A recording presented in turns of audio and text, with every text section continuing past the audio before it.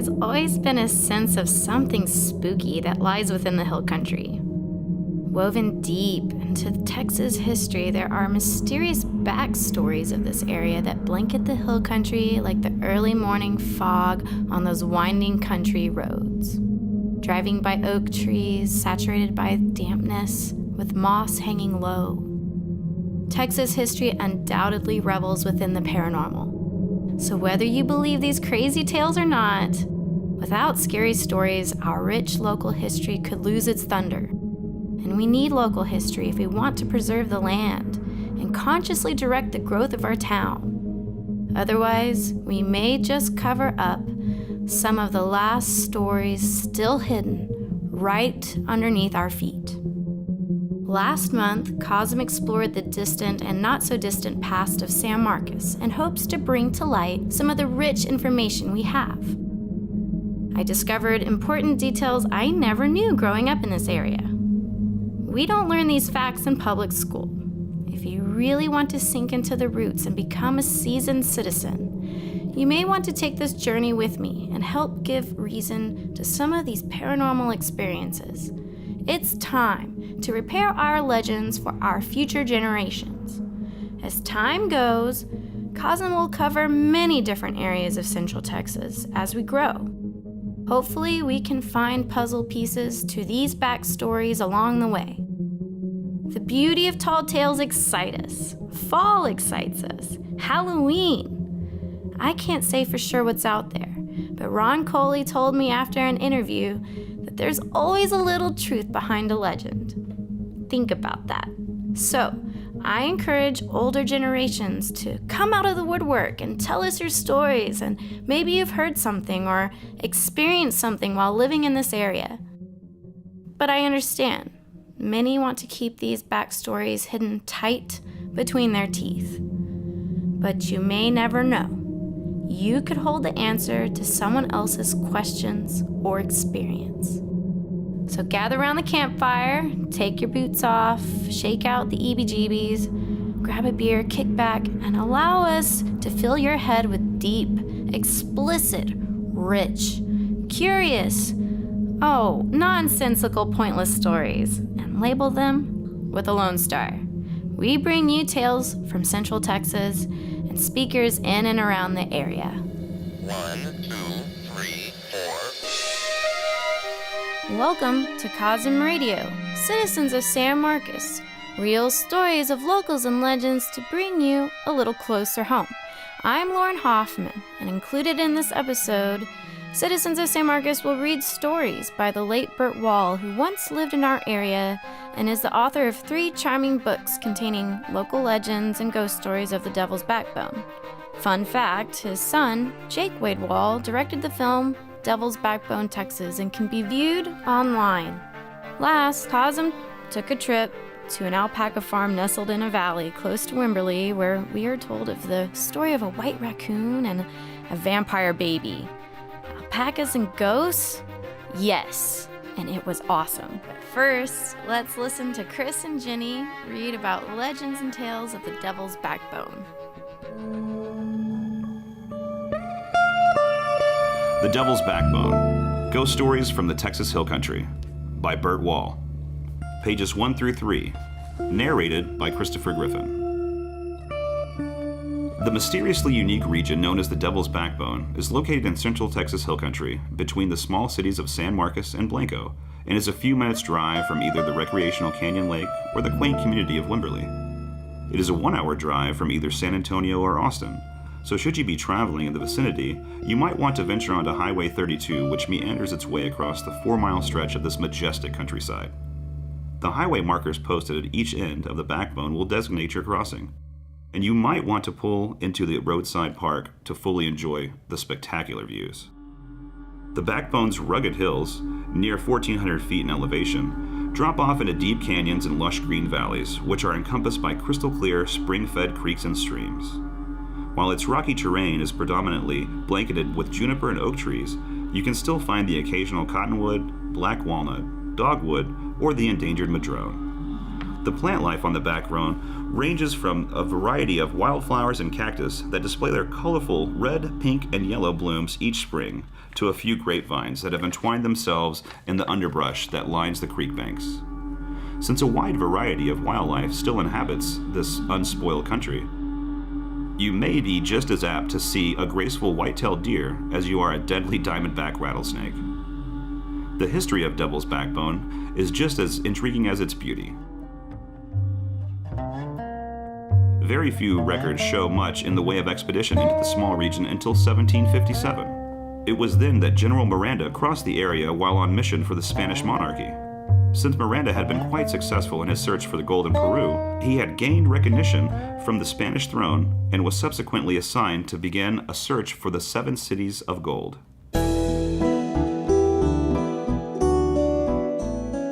This led Miranda and his men across the Devil's Backbone. One theory as to how the region acquired its name is that, as was customary, a member of the Catholic Church accompanied the expedition and had almost as much authority as the officer in charge. It is said that the monk, named Espinosa, was so extremely cruel and mean in his demands of the laborers that they nicknamed him Diablo. Then, when they began forging their way across this particularly rugged pass, they called it Espinosa Diablo, which, when translated into the English language, means Devil's Backbone. At first, the Spaniards were welcomed by the Lipan Apache and Comanche Indians, who were the main tribes inhabiting this wilderness. Then the Spaniards began enslaving the Indians, so they went on the warpath and drove the intruders out of the area. Around 1845, the strong-willed but fair-minded German immigrants started moving into central Texas, searching for new land and new beginnings. They soon befriended the Indians and became one of the very few groups of people in the U.S. to enter into a treaty with them. By the late 1870s, the treaty came to an end only because the U.S. had forced the Indians off of their native lands and onto reservations. For all particular purposes, the Indian had disappeared from this region, but their sacred burial grounds still remain. The Backbone was no stranger to outlaws that the Civil War produced. It has been reported that such men as Jesse and Frank James sought refuge with the local ranchers on more than one occasion. All types of individuals have crossed the Devil's Backbone on their journeys west, and even today, in some remote areas, you may stumble upon artifacts that evidence their passing. You may find an old wagon wheel from the days of the Spanish expeditions, an arrowhead that once belonged to a proud Indian, a spent casing from the gun of a cowboy or outlaw, or perhaps you might run across a mine shaft that was abandoned by an old prospector. Then there are the unusual standing rocks that are sprinkled across these hills. Perhaps they are the unmarked tombstones of those travelers who ended their journey here on the Devil's Backbone. There are believers and non-believers as to the existence of these spiritual beings from the past. This is each individual's decision, but as you read on, you may find yourself reconsidering that option. If you ever happen to stop at the roadside park atop the Devil's Backbone, don't be surprised at what you might see. This is a story from Ghost Stories from the Texas Hill Country, The Devil's Backbone, by Bert Wall, narrated by Virginia Worley. This story is called Searching the Backbone and is found on page 36. The Devil's Backbone is only an hour's drive from either San Antonio or Austin, so if you are traveling in the vicinity, you might want to venture onto Highway 32. Should you decide to pull into the roadside park to enjoy the spectacular views, don't be alarmed if you happen to see Sarah and Frank searching the hillsides. Sarah, estimated to be in her mid-30s, stands about 5 foot 3 inches tall, with long blonde hair and a complexion as fair as milk and honey. She has sparkling blue eyes, but there is a certain sadness dominating her sweet facial expressions. Little Frank has all the energy of a 9 or 10-year-old, even though he is somewhat small for his age. Just as Sarah, he has blonde hair and deep blue eyes.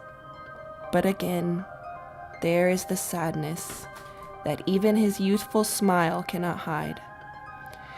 It was during the late summer of the mid-1980s when Sarah and Frank were first seen by Joel.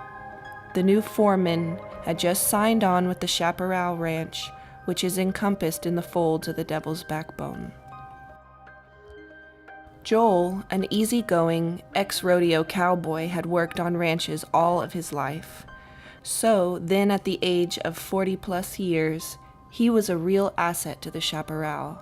He is a well-built man, standing just over 6 feet tall, and his steel gray eyes, salt and pepper hair, and full beard add to his handsomely rugged look. He always wears blue jeans, long-sleeve shirts, and a leather vest. He wouldn't be caught dead in any footwear other than his high-top cowboy boots, and he usually sports a somewhat weather-beaten cowboy hat. He could easily be mistaken for a character out of the 1800s. On the afternoon of Joel's first encounter, he had been on horseback since daybreak and had traveled many miles checking for gaps in an old fence line. He still had quite a distance to ride before returning to the ranch headquarters, so he dismounted his steed to seek the shade of a sprawling oak tree. He was guzzling a hefty swig of water from his canteen when out of the corner of his eye he caught a glimpse of a young woman and a small boy walking across a meadow some 200 yards away. By the time he scrambled to his feet, they were nowhere to be seen, but he did spot an old wagon trail at the edge of the meadow. Joel simply assumed the woman and boy were some neighbors out for an afternoon walk. It was dark when Joel rode into the corral. After attending to his horse, all he wanted to do was enjoy a good meal and get some sleep.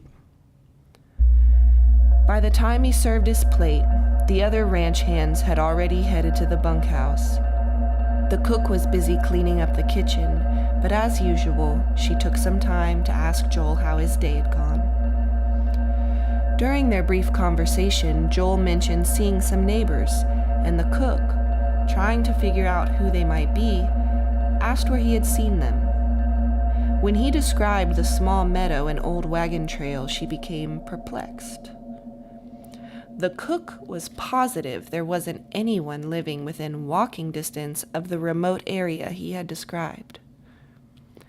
As Joel drifted off to sleep that night, he couldn't stop thinking about the young woman and the little boy, and wondering where they had come from. The next day began a hectic week for everyone on the Chaparral, and Joel was so extremely busy, he had completely forgotten about the lady and the boy. Then, his second encounter took place in a secluded valley nestled between steep canyon walls. A gentle west wind blew across the backbone as dawn broke that Sunday, and Joel again mounted up at daybreak to begin searching for a stray heifer and her newborn calf.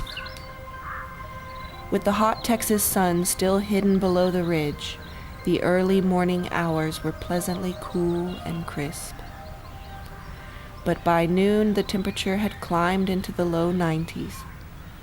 Joel reined his pony at the edge of a spring-fed pond and dismounted to get a drink of the refreshing, cold water.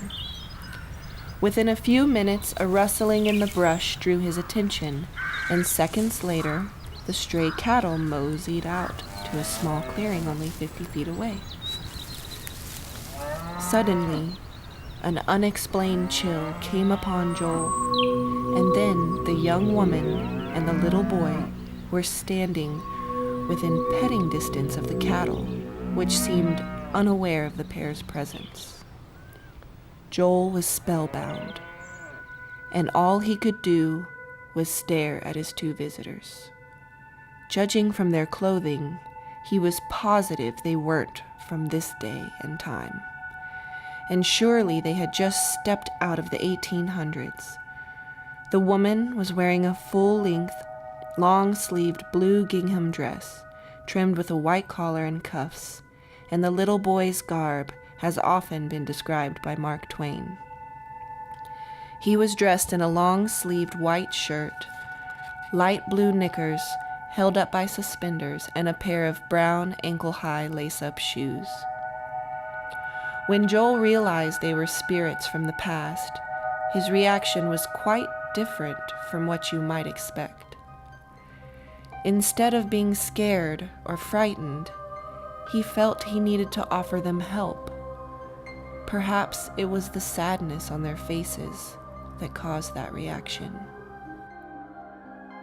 Even though the words weren't spoken aloud, in Joel's mind he could hear the woman say, "Thank you, sir, but you are not of our time." Then she took the boy's hand, and as they vanished, Joel heard her say, "Come, son, he is not your father." It has now been over 10 years since that Sunday, and several people have encountered the woman, whom we now call Sarah, and her son, whom we now call Frank. We can only surmise that the husband and father they are searching for must have met his fate here on the Devil's Backbone. We can only hope that someday they will be reunited. Baby Jesus had a 9mm. Mother Mary had a dad and it beat her. Now they're in the street just looking for blood. Vampires in my neighborhood. COSM is all about Texas heritage and history, so come check out one of our sponsors, Riley's Tavern. It's one of the oldest bars in Central Texas with the very first liquor license after Prohibition. It's located about 2 miles from the York Creek exit off of I-35. There's live music, drink specials, a beer garden, pool tables, and lots of honky-tonk. Go to COSMRadio.org to find out how you can become a sponsor for this podcast.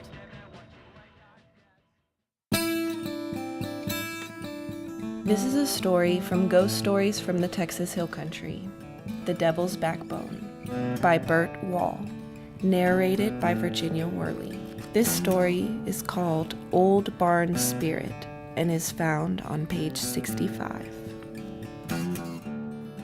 It never ceases to amaze me, the time one takes before relating a story of an event that happened while on the Devil's Backbone, and this tale is certainly no exception. It was a warm spring day when Bill, one of our cowboy friends, stopped by. It had only taken him approximately 12 years to tell me of this ghostly happening. He and another fellow, Mike, worked on the Texas Hill Country Ranch during the summer of 1982. They were laborers during a major re-fencing project which was underway, and part of their compensation included living in the barn on the ranch. For the first month or so, nothing out of the ordinary happened to these new ranch residents. Just scorching hot days and back-breaking work from early in the morning till the dusky late evening started to cool this hellish countryside. The men had developed their own routine as each day's work would come to an end. They first took a dip in the cold, spring-fed earthen cattle tank, then hopped in the ranch pickup truck, put it in four-wheel drive, and climbed out of the deep, lush valley, arriving at the barn. Then, with little said, they opened the barn doors, lit the lanterns, and started the evening meal. It was a welcome relief to feel the cool, gentle breeze moving through the branches of the large oak trees surrounding this rustic old barn. Both men would sit on their makeshift stools, consuming their meal and visiting about the day's activities. It was usually about then that the old rancher would pass by to make a visit and continue on his way home. This had also become a part of their evening routine, and, as I previously mentioned, nothing unusual had happened, at least not until the following event occurred. It was late one night after both young men had turned in, when Bill awoke to the sound of a hammer hitting something. He lay there in his army-style cot, attempting to fully wake up. Then he reached for his watch and flashlight. It was 3 o'clock in the morning. Now fully awake, He glanced toward his partner's bunk. Mike was fast asleep. After slipping on his jeans and boots, Bill quickly moved toward the open door. The sound now became more pronounced to him. It was a sound of a hammer and possibly a chisel striking rock. He stood silently, getting his bearings on the direction of this late night sound. It was coming from a rocky canyon some 300 or 400 yards away, directly in front of the old barn. Soon the hammering ceased. Bill stood for some time, continuing to listen, but it had definitely stopped. After returning to his cot, Bill glanced again at his pocket watch. It was now 4:15. He developed an uneasy feeling as he drifted off to sleep.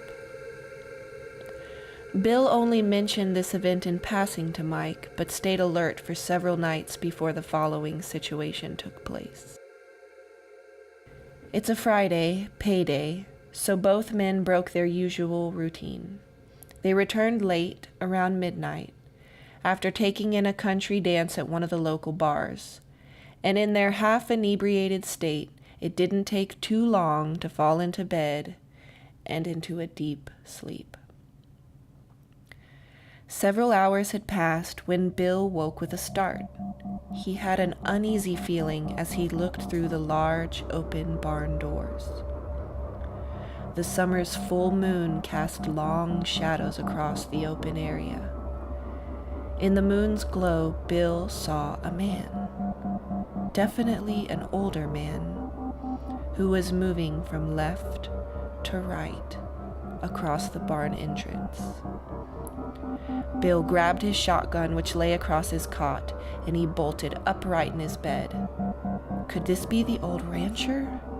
Certainly not at this late hour.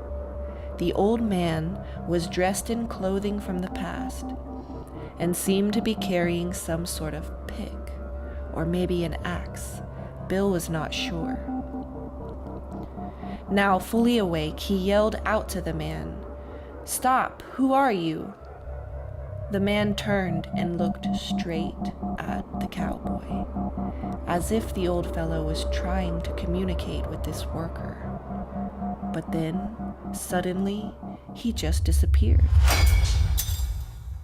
By now, Mike was well awake. He addressed his partner, but with little said, both men scurried out the door. There was no one there, not a living soul. It was hard to keep their minds on their work as the days passed, one melting into another. Both men seemed to grow more uneasy.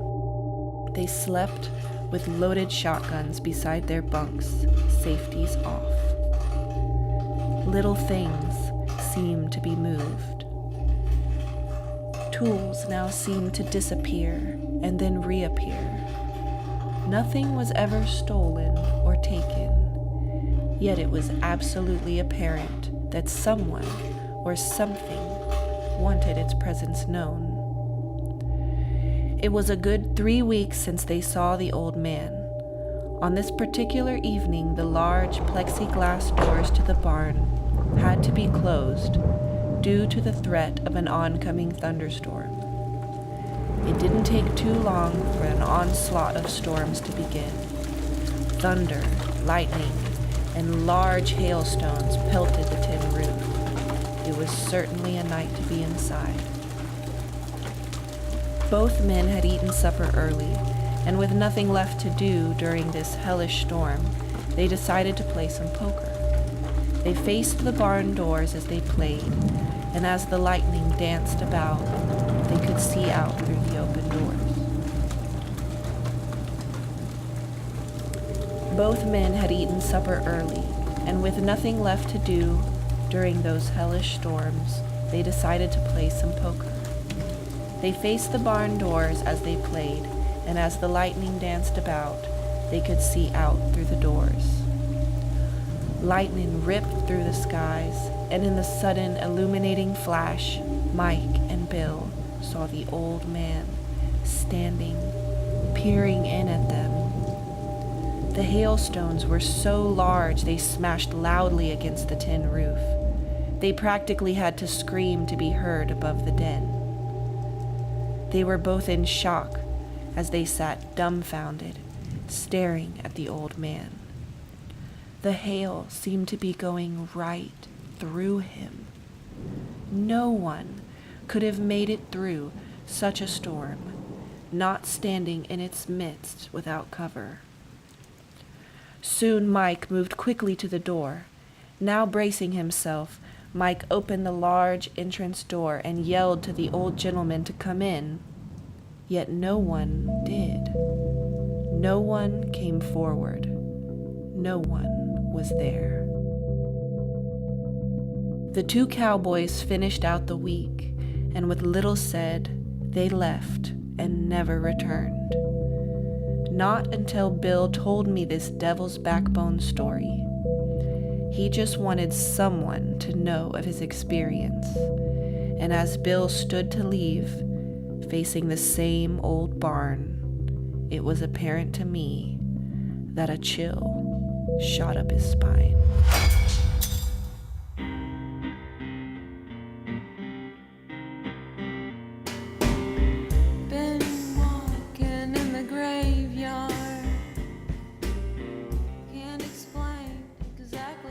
Whoever thought of putting ghost stories with alpacas?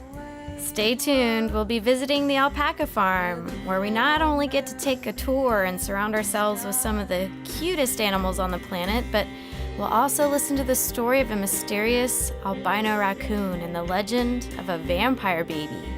These creepy tales coming up next are told by the alpaca owners themselves, so don't go away.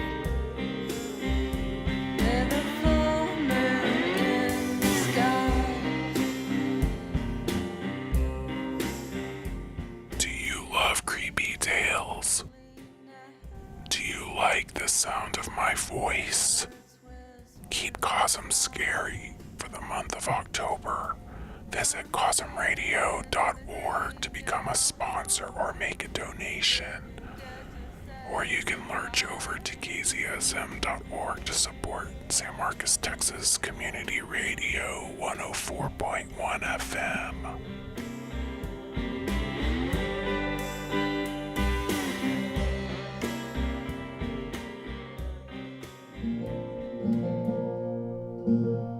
I mean, 20 years ago we bought this place, and there were no roads, no lights, nothing out here. We didn't know what we were going to do with it. So all of these buildings and things you see, this is all 20 years of work.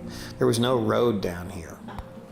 But we would have, one of the reasons we did it was because several of my friends, Kyle and Dale, we all had boys about the same age, and we figured we'd bring them out here and do a little camping. We picked when it wasn't so dang hot, and we'd go camping, and we didn't want to, and they wanted to hear scary stories. So we were out here one time, and this has got to be now close to 20 years ago. And we were over there where the chicken coop area is, and we had a campfire going. And we were telling some stories, and they had blankets around them, and they were all kind of huddled together, sitting on a rock. They must have been 8 years old, 7 or 8 years old at the time. And they were huddled together by the rocks, and we had found this cedar stump. You know, if you find cedar stumps and you pull them out and you turn them upside down, they have horns on them. And there was a couple of places where it was carved out so it looked like it had eyes. And we could stick it upside down on the fire, and it had these glowing eyes with these horns sticking out and the flames coming around it. You know, we really had them freaked out. And we decided we were going to scare them a little bit, telling scary stories. So Dale puts on this headdress that he's got, puts a blanket around his shoulders, smears a little mud on his face, and he walks up to the fire with this little drum, slowly thumping it, and he goes something to the effect of, "Spirits of the backbone, those that walk between the land of the dead and the living, those that have not found their way to their rest, come see us, come to us and tell us your stories." And he's sitting there chanting, and they're like wide-eyed, saucer-eyed children with mouths half open looking at this. Now, the way this gag was supposed to work was Kyle and I were halfway up the hill with some rocks, and we were going to wait until they were really spooked, and then Kyle, we were going to hit him. We didn't want to hit him, of course, but Kyle was going to chunk a rock off to their right. So they're hearing this, they're wide-eyed and horrified, and suddenly you hear it crashing through the trees and thunk onto the ground as a rock, and they eyes go to the right, and then I get one to their left, and crashing through the trees, thunk on their left, and their eyes go to their left, and they're pushing together, and they're squinching up, looking at each other, and Dale's playing it up, and he's going, what was that? What was that? And then another one goes chunk to the right and lands, and at this point, Kyle and I are laughing so hard, and we don't want to give ourselves away, so we're laughing so hard that we can't throw any more rocks. Face down in the dirt, laughing, blowing dust out from laughing. And I hear Kyle going, get on out of here. He talked like that, get on out of here. And I'm going, what? And we turned around, and there's this white raccoon with a circle on it. And this big white raccoon. And I don't know if we were just bad shots or what, but he threw a rock at it, and I swear it went right through him. And I'm like, no, that did not just happen. And so I threw a rock, and I'm pretty bad, and I could have missed him, but Kyle's a golf player. He doesn't miss. I know he hit that raccoon, and then we finally had the presence of mind to go, this is weird. So we're grabbing for our cell phones, and when we pull him up, he's gone. He's out of there. And so we're like, and we hadn't had anything to drink yet, by the way. So we were going, I don't know what that was. That must have been an albino raccoon or something. But I was sure we hit him. And he was gone. So I figured, all right, well, that's weird. So years go by, probably about 12, 15 years go by. Now all this stuff is kind of building up out here. Boys are a lot bigger. We got a chicken coop. And we built this fortress of a chicken coop because we knew raccoons like chickens a lot. And we kept losing chickens. And I kept going, okay, who's leaving the chicken coop open? And there was lots of finger pointing and accusations and denials about who was getting my chickens killed. But everyone swore they were closing that coop up. So one night we're in Austin, and it's late, and it was our job to close up the chicken coop, and we had forgotten to do it. And I called, and Jenny said, don't worry, I took care of it, chicken coop's closed. But me being obsessive compulsive, and in fact we'd been losing a lot of chickens, I figured I better walk over there and check. Of course, dummy does not have a flashlight on him. And I'm walking around over there, and I round the corner, and there's that white raccoon on the side of the cage, opening that cage. And I'm like, get out of here. And again, I swore I hit him with a rock, and it just went right through him. There's like 9 other raccoons up in the trees looking. And so they're all looking at me, and so this time I'm going cell phone. And once again, I grab the cell phone, and as soon as I can hit photo app and point it at him, he's gone. I didn't hear him move. I thought he was on the roof. He wasn't on the roof, and he was just gone. And the other raccoons just all turned around and ran off. And I was going, this is so weird.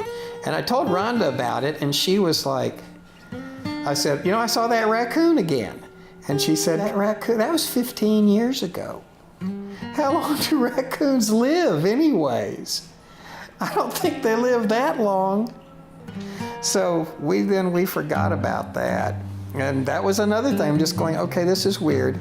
And I figured, well, that's been 5 years ago. We'll probably never see him again until the other day. All of a sudden this summer, we've had trouble with the raccoons getting into the barn. And it doesn't seem like whatever we do works.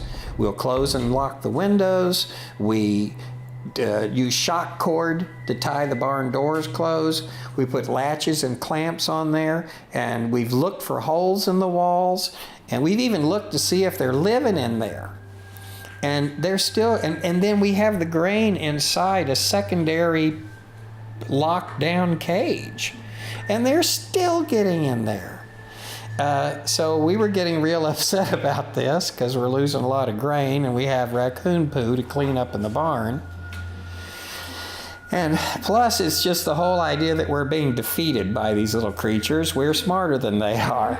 So we went to the, we decided to set up a cage, one of those have-a-heart traps. And nothing happened. Several nights, nothing happened, and we figured, okay, well, I guess the trap scared them off. I guess the smell of peanut butter scared them off.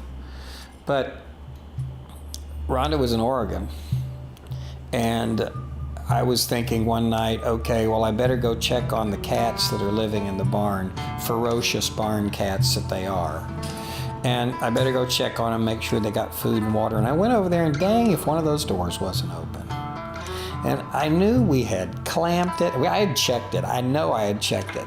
And I went out there and I heard some noise and I look, and in the cage there's a raccoon in the cage, a normal looking raccoon, but then there's this white raccoon standing on top of the cage, opening the cage and letting him out. This time I was armed. And I know I'm not that bad of a shot. He mustn't have been 8 feet away, and I lowered my .22 and shot him, and nothing happened. He just ran off. So, I don't know when we're gonna see him again. But we got a raccoon problem out here, and I think the reason we have a raccoon problem is they've got some sort of raccoon messiah going on. And I've decided that the next time he shows up, I'm going to grab a sack of feed and I'm going to toss it out there. I'm going to say, that's yours and this is mine. I'm going to try logic on him because everything else isn't working. And that's my weird raccoon story. And don't use my name because they'll think I'm crazy. Try not to, but it's going to be hard. They're going to think I'm nuts. No, that's a great story. That's really great. I haven't heard anything like it, but it does make you wonder. It's like, well, how many albino raccoons are out there, for one? How many and why albinos, are they the ones that have to do all the dirty work? Well, how many albino raccoons are out there 22 years later? Yeah. I mean, how long do these guys live? I found here, it says, although captive raccoons have been known to live over 20 years, their life expectancy in the wild is only 1.8 to 3.1 years. Wow. So your 20-year-old, Yeah, 20-plus-year-old albino raccoon is... Maybe it's like Fang Baby. It's not the same. Surprise. And that is bulletproof too. Well, there was a family of albino deer over in Saddlebridge. Really? Yeah, it's really weird. Because the first one I saw, I have a friend who was over there, was like, this is weird. I wonder if there's some kind of genetic thing in the environment or something. Assuming that this white raccoon is real, maybe it originated over there. Maybe. Tell me a little bit more about the alpacas. How many do y'all have? I should give this one to you and let you run with this. Yeah, so that's her project then. Yes. So we have about 100 alpacas. Yeah. And we have about 20 boarders here right now, and about 20 of them are babies. And so we... Yeah, how did y'all land this amazing, beautiful little spot? Well, we moved to San Marcos at the end of 90, and in 94 we were driving along, and Dad used to stop at the rest stop up there, and he would tell stories about the Devil's Backbone area. He would talk about the geologic formations. He was a geologist. And we were driving by and Kern saw a for sale sign, and he was like, we have to buy that piece of property. And so we did, and we bought it from Bert Wall's. Okay. And he was a very interesting person. Yes, yeah, I would imagine. Yeah, and so we bought this piece of property. He actually had originally bought the property looking for gold. Okay. Yeah, I heard that there was mines like a long time ago or something. Right, and he actually found gold, but it's not concentrated enough to be worth getting out of the ground. I see. Okay, kind of just flakes. So far down. Right, right. And so we bought the property and we would come, the kids would go camping and stuff, but it was so hot here in the summertime. It was ag exempt. We rented it out to people, the neighbors for cattle, but got tired of the sheriff's department calling. No, they did. They tore the place up. We looked at doing horses, and then one day he said, "Look at these cute animals, they're alpacas." And I'm like, "What's an alpaca?" and so we went and talked to several different alpaca breeders around the country, and in '97 we bought our first animals. Put them in like a horse trailer? Or... We do. We've got a little trailer down there that's actually an alpaca trailer, but it's a modified horse trailer. Okay. And we can put about 11 animals in our trailer and take them all over the place. If you only want to move 2 or 3 of them, you stuff them in the back of a minivan. Right. We just take the seats out. Really? You've done that many before? occasions. Right. Our alpaca ambulance, Yeah, the alpaca ambulance is a minivan. And we just take out the back seats and we put them in the back there and drive down the road. And sometimes they'll have their heads hanging out. Oh my gosh, how cute. That gets some attention.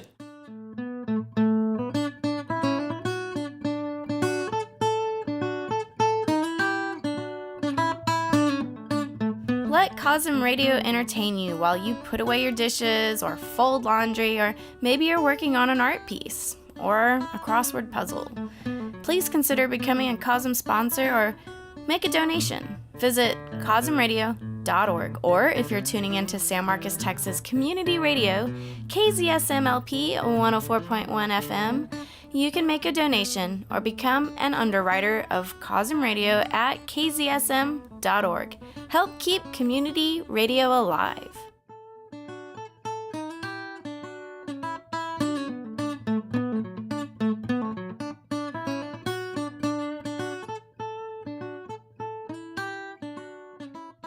My favorite ghost story of all is it's the fang baby of Pearsall. Did you ever hear that one? No, please. That one's we used to have campouts with the boys. Well, it's near Pearsall, but we used to have campouts, and we would call them fang baby campouts because the idea was to tell the ghost story, and fang baby was always a requirement. Kind of like Bloody Mary or whatever, kind of like an urban legend of sorts. Well, the fang baby story is supposedly over around Pearsall. And Pearsall is out kind of near Uvalde. Okay. It's out southwest. It's not around here. It's on the other side of San Antonio. Okay. But, and it's a fairly involved story. Fang baby takes place, I'm figuring somewhere in the 50s or 60s, 1950s or 60s. There was a man and his wife. They were young and they were married. They lived in Pearsall. They wanted to have a child, but things were not working out. No matter what they tried, they could not have this child. She became increasingly distressed over this, and it began to take over a lot of their life, and it became a point of a lot of tension between the two of them. And some nights he felt like he needed to get out of the house because he was under a lot of pressure about this. So he would go out on the road and drive around. And out near Pearsall back in the 60s, boy, those roads were dark and there was nothing out there at night. And so he's driving down the highway one night, and he comes around a corner and his lights hit the road, and there standing in the middle of the road is a naked baby. And he hits the brakes and the baby runs off in the brush. And he's like, what? What was that? So he's out there with the flashlight looking for this baby, but he can't find it. So he gets back in the car and he drives on back into town. And he's thinking, this is very strange. I'm not sure what I saw. So the next night when he's heading home from work, he goes back out to that road again. and it's after dark, and he's driving along. He comes around that same corner, and there it is again. A baby standing there in the middle of the road, and he stops the car and jumps out and is yelling, hey baby, and the baby crawls off into the brush and is gone. And now he knows he's seen it, and he's completely flipped out. There's a baby loose out there someplace. So he goes home, and this is where he makes his big mistake. He tells his wife that he saw a baby out on the highway, and that it was alone and out there in the dark. She immediately says, this is a message from God. This baby, we are supposed to go get. We're supposed to go find this baby and bring it home. This is our baby. And she just brightens up, and everything's good, and she's so happy, and he can hardly say no. So they go out and they drive up and down that highway, night after night. And they don't see the baby. Now things are worse than they were before, because that baby, she thought she had one, and now even this baby is gone. So things are really bad, and he's thinking, I have got to go find out what's going on with this baby. So he goes back out there a few nights later on his own, and he's driving down the highway, and he goes around the corner, and the baby is standing right there, and he has to swerve hard to miss hitting the baby, and he nails a tree.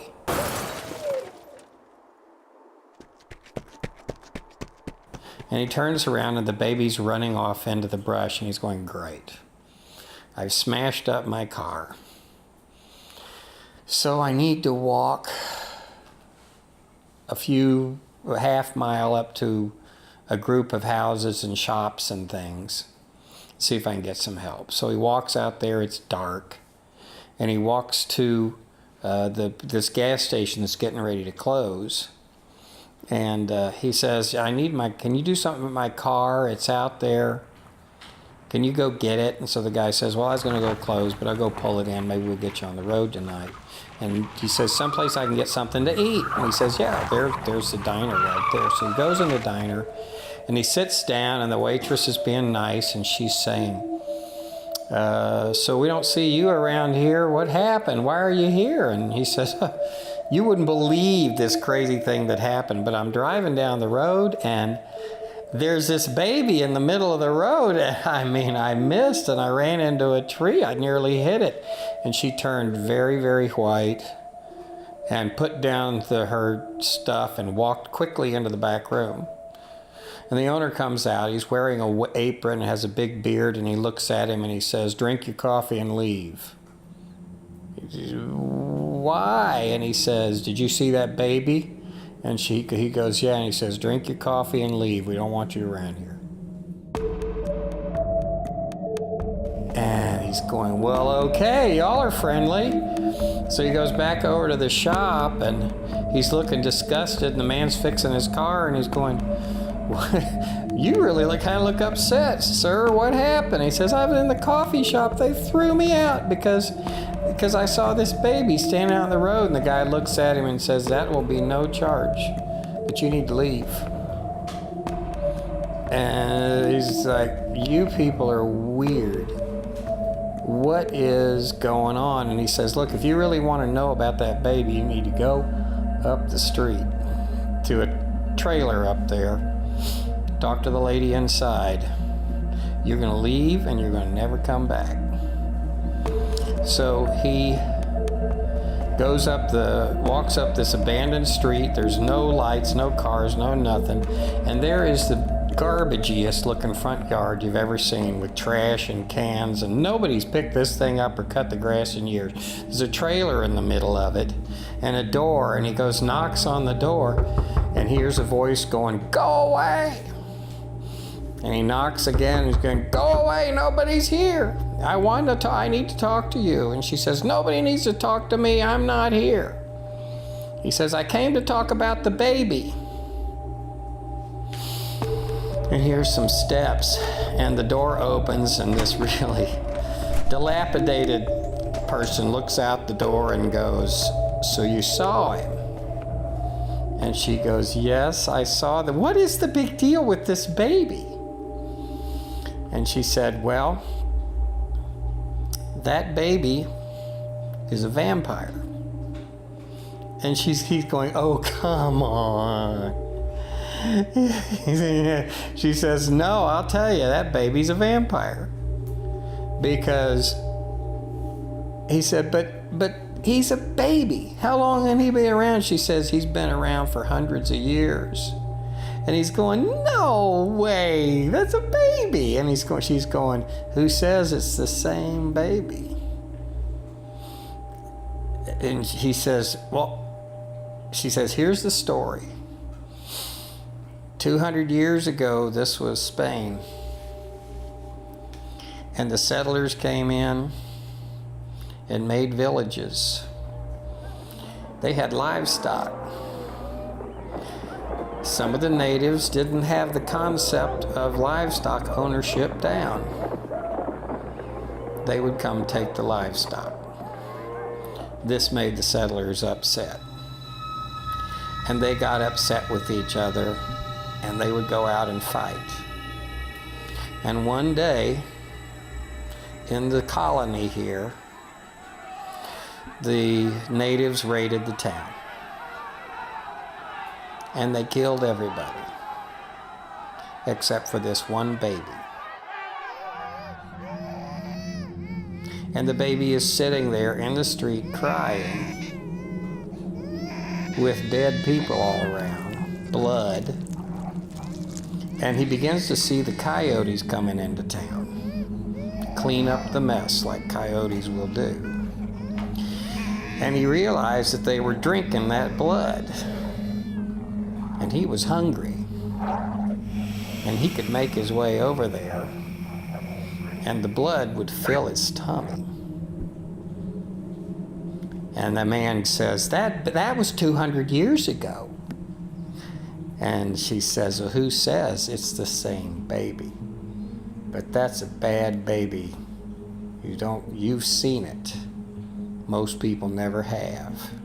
I advise you to get as far away from here as you can fast, because he's picked you." So he's like, this is the creepiest, weirdest place. And his car is ready, and he gets in his car, and he's out of there. He's blasting down the highway. He's going home. He's going to get as far away from there as possible. And these crazy people. He comes around the bend, and there's the baby in his headlights, which is with its fangs sunk into a rabbit and blood dripping off of his neck. And instead of slowing down this time, he hits the gas, puts it into high gear. He's going to run it down. Nobody will ever know. And he's going to run it down. And just as he gets close, he can see the face of his wife saying, "But it's a baby. We need a baby." And he loses his concentration long enough that the car rolls and rolls and rolls. And he's hanging upside down in the car, broken everything, looking out. And upside down, he sees these two little feet standing outside the window. And then this little baby face upside down looking through the window. And then it shows him his teeth. And then he goes out. But he wakes up. And the sun's beginning to come up. And there's flashing red lights all around. And he's laying by the side of the road. And he sits up. And he sees the car. Still upside down. He sees his own body hanging upside down, dead in the car. His wife is crying by the car, and she turns around and looks at him and says, "It's a baby!" And he looks down at his stubby little hands and feet and realizes he's thirsty for some blood.